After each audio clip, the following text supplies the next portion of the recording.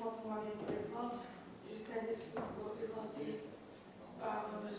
Georges Daubin, c'est bon. Thomas Chela.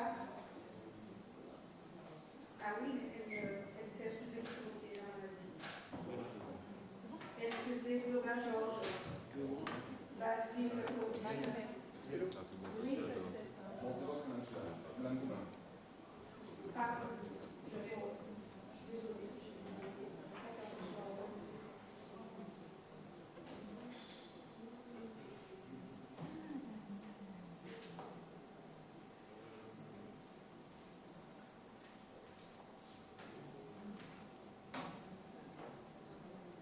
Alors, on continue. Mon tour David.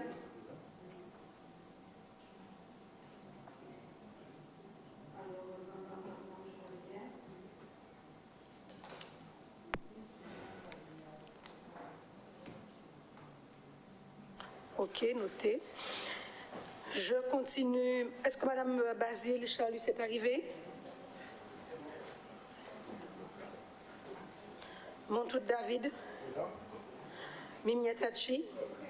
Venutulo. Antenor Fabienne. Mado Michel.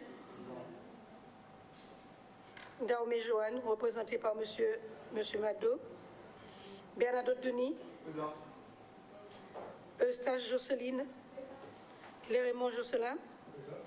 Favorinus Jacqueline. Bleu Bardonise. Excusez, on vient de recevoir. Piquion Liliane également. Était chargée. Fred Eustache. Dan Juliana. Chalus Harry, représenté par Eustache Jocelyne. Nabab Philippe. Sirani Chazi, représentée par Mme Jabès, qui est présente. Opheltès Jean-Louis, il est là, oui. Théodore Katia. Moustoni. Dupont Lydia. Cheikh Boudou Olivier, représenté par Moustoni. Jabès Muriel, ici présente, oui. Petro Corinne. Présente. Manijan Sandra. Présente. Théobald Frédéric. Présente. Lay Joseph. Présente. Ragouton Alain. Présente. Bozor Alexis. Étienne Rousseau. Présente. Chamourouano, représenté par Madame Bozor. Césarin Christophe. Présent. Fendiri Amandine. D'accord. Sylvestre Joël. Pour le moment, on attend donc avant de porter là. On attend son arrivée. Chers collègues, vous avez reçu donc l'ordre du jour. Nous avons 6 points à l'ordre du jour. Pour travailler cet ordre du jour, qui souhaitez-vous pour le secrétariat? Pierre Venutolo. Vous en êtes tous d'accord, chers collègues? Qui vote contre? Qui s'abstient? C'est donc adopté. On a Venutolo. Pierre va assurer le secrétariat de cette séance du Conseil. Bien sûr, on démarre tout de suite par notre ordre du jour, comme dans l'accoutumée. Nous avons l'adoption du procès verbal du Conseil municipal du 14 avril 2022. Chers collègues, des questions, des observations sur ce PV? Des choses à amender ou pas? Oui, monsieur, oui, allez-y. Je suis désolée, je cherchais mes points. Oui, Madame la maire, je souhaiterais que vous puissiez me permettre de faire une intervention, mais pas en lien avec le point que vous venez de citer. Est-ce que c'est possible? Oui, généralement ça l'a fait, mais oui, je vous donne la parole. Oui, je vous écoute. D'accord. Donc, Madame la maire, chers collègues du Conseil, mais surtout population de la ville de Bemao, en mars 2020, les Bémaotiens m'ont permis d'être conseiller de notre ville sous la bannière Rassemblée Bémao. Le projet présenté à la population avait pour fondement éthique l'écoute, l'humilité dans les rapports humains, mais aussi des valeurs démocrates, citoyennes et humanistes qui suscitaient l'espoir d'une alternative politique nouvelle pour notre ville. Hélas, ce projet a dévié de sa trajectoire pour devenir ce qu'a toujours reproché le peuple guadeloupéen à la classe politique, une course au mandat effréné. Et cela sans se soucier du bien-être des habitants de la ville de Bemao. Dans une plus grande mesure aussi, ceux du territoire de l'agglomération de Cap-Excellence. Comme le précise l'article 7 de la charte de l'élu local, issu du suffrage universel, l'élu local est et reste responsable de ses actes pour la durée de son mandat devant l'ensemble des citoyens de la collectivité territoriale à qui il rend compte des actes et décisions pris dans le cadre de ses fonctions. C'est pour cela que l'élu responsable que je suis vous demande, à compter de ce jour, de ne plus m'associer à Rassemblée Bemao.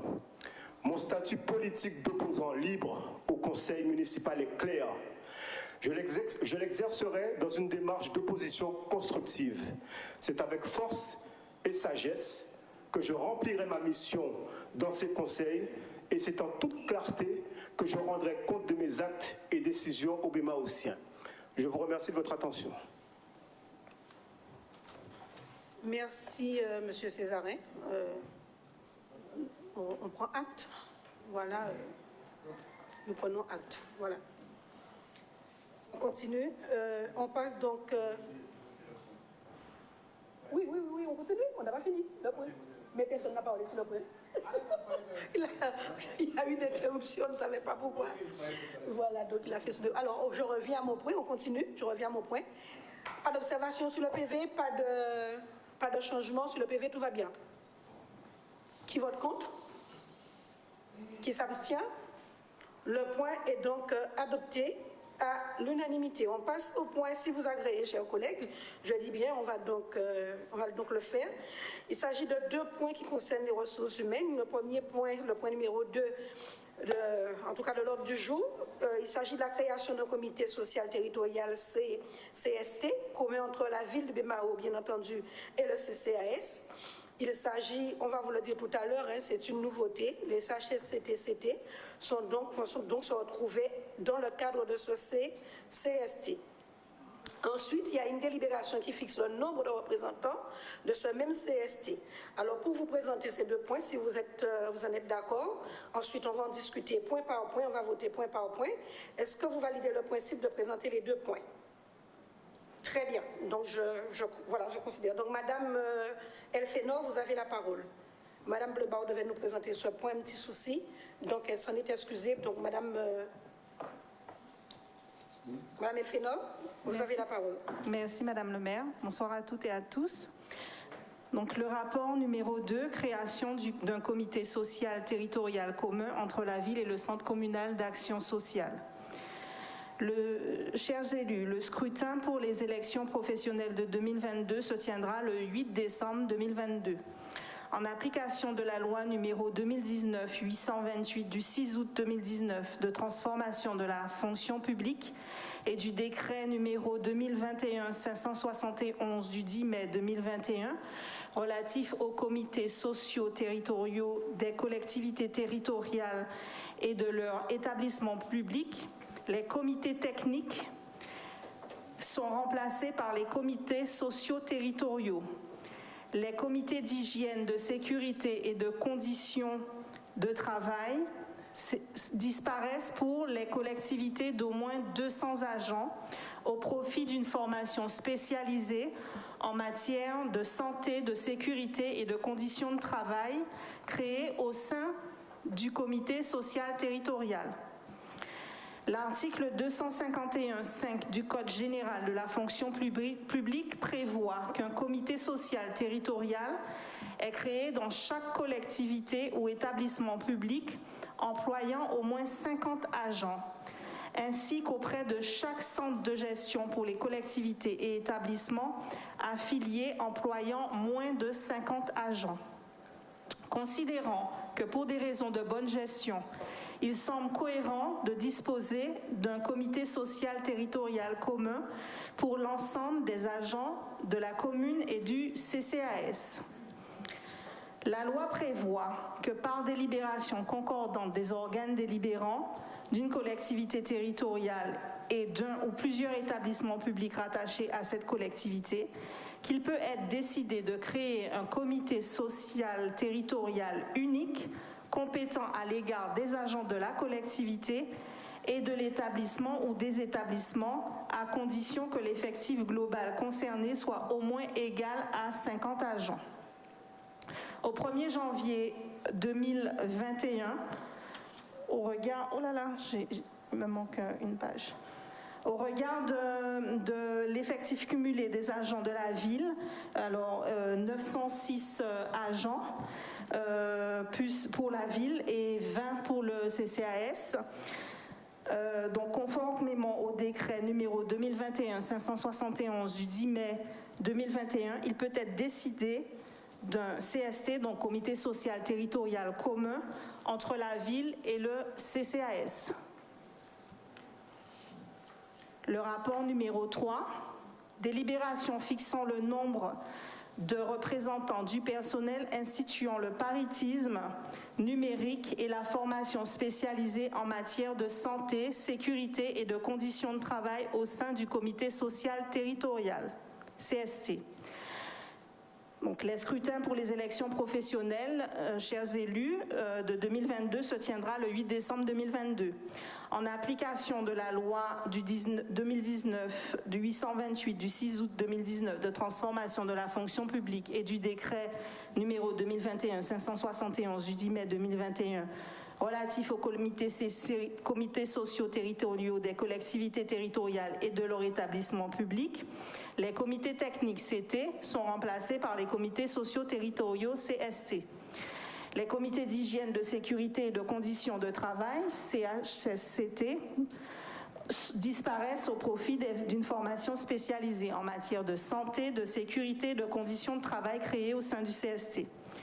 Dans le cadre de la création de cette nouvelle instance, il est proposé de déterminer le nombre de représentants du personnel et ceux de la collectivité. Il est également proposé, conformément au décret numéro 2021-571 précité, de voter pour le recueil de l'avis des représentants de la collectivité.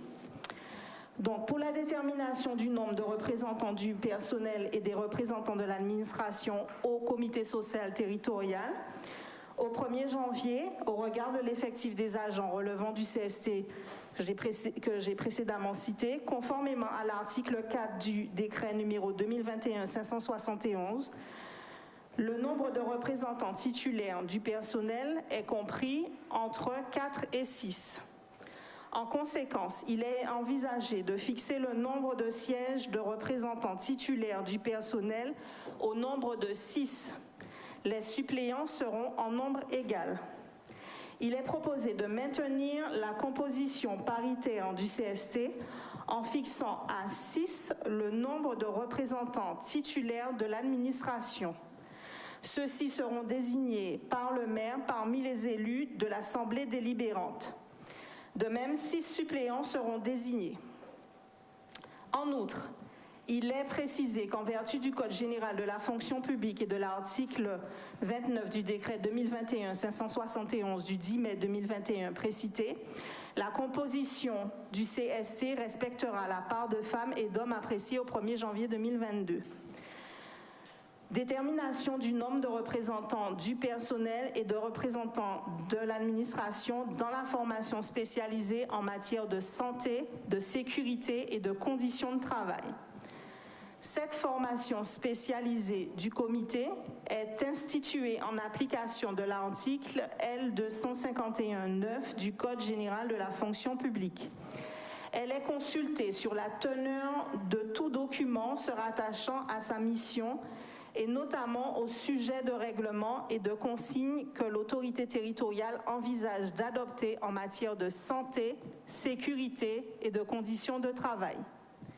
Conformément au chapitre 2 du décret numéro 2021-571 susmentionné et à l'effectif retenu au 1er janvier 2022, La formation spécialisée du comité est composée de 4 à 6 représentants du personnel titulaire qui sont désignés pour chaque organisation syndicale siégeant au CST en nombre égal au nombre de sièges détenus pour chacune au sein du CST. Le nombre de représentants du personnel titulaire de la formation spécialisée du comité doit être égal à celui des représentants du personnel titulaire au sein du CST. Par conséquent, ils seront 6 avec autant de suppléants.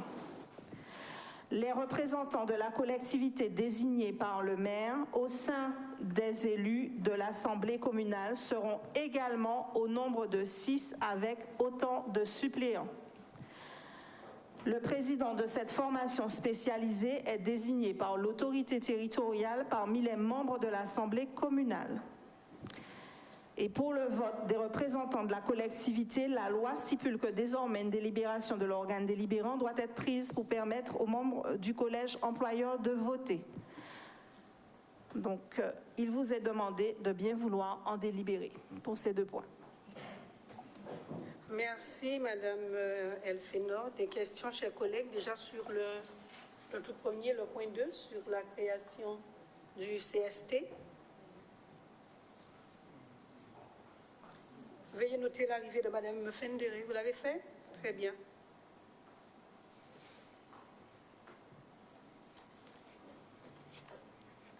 Pas de questions? S'il n'y a pas de questions, qui vote contre? Qui s'abstient? Le point est donc adopté sur le nombre de représentants à ce même CST. C'est comme quand on a eu l'occasion de le faire à l'époque pour les CT, CHSCT. Pas de questions, pas d'observations? Qui vote contre? Qui s'abstient? Les 2 points sont donc adoptés à l'unanimité. On passe de suite au point numéro 4. Nous sommes sur l'axe éducation avec l'encadrement challenge CM2. Madame Hachimi Miette, vous avez la parole. Oui, bonsoir à tous, bonsoir Madame le maire. Donc effectivement, il s'agit du challenge des classes de CM2. La ville a donc pour habitude d'organiser le challenge des classes de CM2. Ce challenge vise à reconnaître l'investissement et le travail des élèves dans leur processus d'apprentissage et valoriser également le travail pédagogique fourni par les enseignants. Il est à noter que la crise sanitaire que nous avons connue pendant 2 années consécutives a contraint la collectivité de Bémao d'interrompre cet événement. Le challenge des élèves de CM2 s'inscrit dans la politique éducative communale. Il a pour but de les motiver, les encourager dans leur parcours scolaire et valoriser ainsi les efforts fournis tout au long de leur scolarité dans le primaire. L'effectif global est de 2763 élèves pour l'année scolaire 2021-2022. Pour ce qui est du challenge, 18 élèves de CM2 sont concernés, soit 361 élèves qui challengeront selon les conditions suivantes. Donc il y aura une évaluation du parcours scolaire des élèves à partir de matières diverses, une évaluation des dispositions des élèves à se responsabiliser et à collaborer avec les autres. Donc ce sont les différents critères dont tiendront compte le directeur et les enseignants qui sont en charge de ces classes de CM2, car ils connaissent ces élèves et donc ils seront à même en tout cas de sélectionner les 3 plus méritants de chaque établissement. Donc cette cérémonie aura lieu le 29 juin 2022 dans le cadre de la fête. Voilà, donc la direction de l'éducation prendra en charge les récompenses qui se déclinent comme suit. C'est vrai que précédemment, dans les challenges précédents, on a eu l'occasion de visiter plusieurs destinations dans le monde et autour de nous, mais en tout cas, enfin tout près de nous.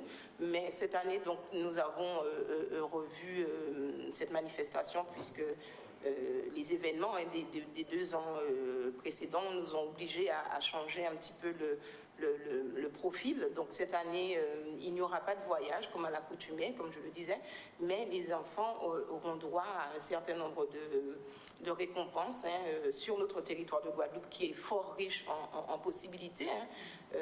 Donc il y a pour les 7 premiers, il y aura un séjour, non pas un séjour, mais une journée détente à Karukeira Land. pour un montant de 427 €. Donc ça, c'est pour le premier prix, pardon. Ensuite, vous avez un petit tableau pour le budget prévisionnel, donc qui s'élève à 427 €. Ensuite, une journée détente à Maripa Beach. Je crois que c'est sur le territoire du Lamentin, Sainte-Rose, je ne sais plus, Sainte-Rose, pour le deuxième prix, pour une valeur de 336 €. Ensuite, ils auront des initiations à des ateliers poterie pour un montant de 470 €, des tablettes pour un montant de 3 960 €, une initiation à un atelier d'équitation sur le territoire de Bémao pour une valeur de 168 €, des chèques cadeaux pour une valeur de 700 €, des chèques cadeaux pour une valeur de 700 €. D'accord, donc c'est d'accord, pour un total de 700 €. Des casques Bluetooth pour une valeur de 343 €, des lots de livres. Là aussi, on a voulu valoriser des livres d'auteurs guadeloupéens. Et donc, ce sont des livres d'édition Nanette. Donc, permettent aux enfants d'accéder aussi à la lecture d'œuvres de chez eux. Donc, la plaquette que les enfants... avec laquelle les enfants poseront le jour de leur réussite, s'élève à un coût de 176,46 € et il va falloir bien entendu permettre à tout un chacun de pouvoir se désaltérer, et donc il y aura un traiteur pour une valeur de 3 300 € pour un total de 10 406 €. Voilà, donc c'est le budget prévisionnel pour cette manifestation qui aura lieu le 29 juin. Voilà, Madame le maire, j'en ai terminé. Très bien, Madame Mimillette, oui, pour cette présentation. Et elle vous l'a dit, effectivement, après 2 ans de Covid, nous avons pour habitude de permettre à nos enfants de CM2, après avoir challengé pendant toute une année scolaire, de partir. On a vu, en tout cas, les élèves ont bien profité. Il y avait de très bons retours. Et cette année, même pas depuis fin 2019, 2020, 2021, eh bien, ils n'ont pas pu, mais cette année, nous avons décidé de donner notre orientation, puisque les élèves sont toujours scolarisés, il y a encore des efforts qui sont fournis, donc la collectivité se devait de pouvoir récompenser ces enfants. Donc voilà, chers collègues, y a-t-il des questions sur ce point? Pas de questions? Qui vote contre? Qui s'abstient? Ce point est donc adopté à l'unanimité. Alors, nous avons le point numéro 5 dans l'axe finance, affectation de fonds d'aide aux communes, FAC. Madame Jabès. Merci Madame le maire, bonsoir à tous. Ce point est un point classique qui concerne l'affectation de la subvention au titre du fonds d'aide aux communes pour l'année 2021. Qui a été donc accordé par le conseil départemental en date du 13 mai dernier pour un montant de 200 000 €.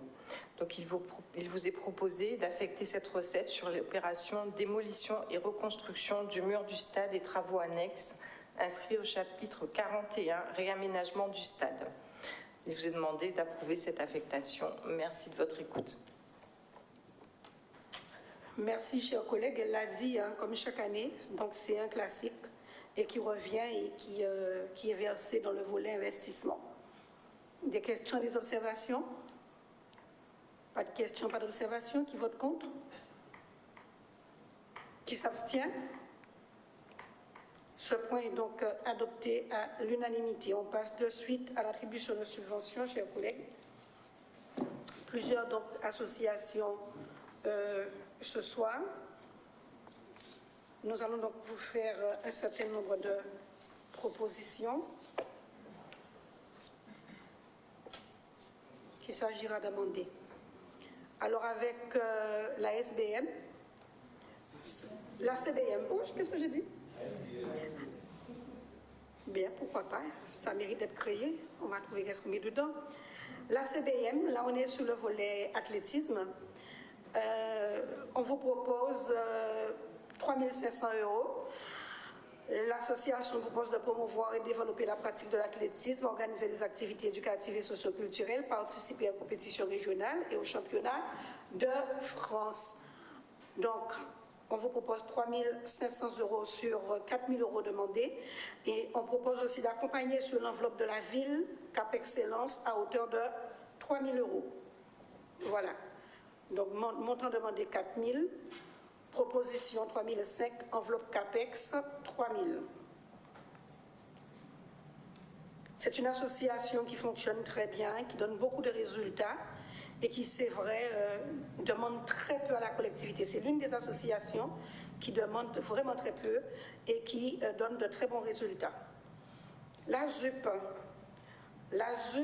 cette année, eh bien, il nous propose la pratique d'activités physiques et sportives, le handball, le championnat de la Guadeloupe senior, masculin 2022. Là aussi, c'est une association qui fonctionne, pardon? Et qui gagne, eh bien oui, je disais qu'il fonctionne très bien et qui gagne, nous l'avons vu par les résultats. Ils sont actuellement hors du département avec 2 beaux matchs, un grand vainqueur, bien sûr, et qui sont aussi donc qualifiés. Je crois qu'il y a une petite erreur ici, je ne sais pas, sur le document que vous m'avez rendu. On propose d'accompagner l'association à hauteur de 5 000 € sur l'enveloppe de la ville de Bemao, mais de Cap Excellence, pardon, mais sur l'enveloppe de la ville, je crois qu'il y a une erreur.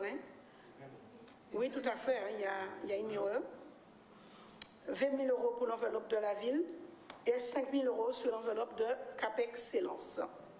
Donc voilà, on félicite toute l'équipe de la ZUP, bien sûr.